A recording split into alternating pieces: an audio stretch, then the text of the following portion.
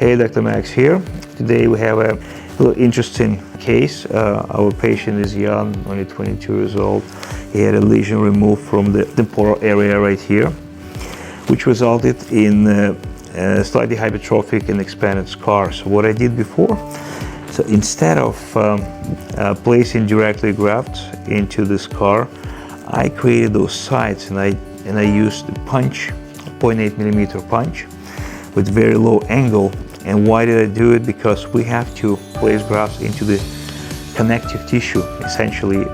So scar tissue is connective tissue. By definition, it is devoid oxygen. But there's not enough angiogenesis happens in the scar tissue. So by creating a larger site, we'll allow these little grafts to have more space.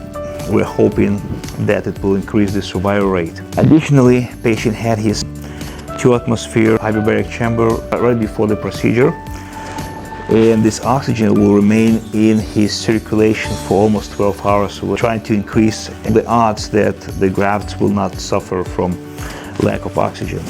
So as you can see, I'm using my glasses and I'll be placing those grafts right into the pre-made site.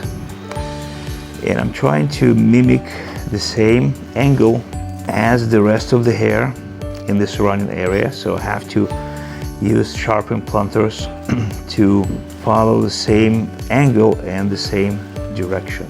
So the scar took about 117 sites and I got a little bit more, 120 grafts. It's important how to keep these grafts alive, because it only took us 10 minutes before finishing up the first part of the procedure and starting with the next one. Anyway, you can see how the process of placing works. Any questions, let us know. That was the scar repair in the temple area in Dr. Max.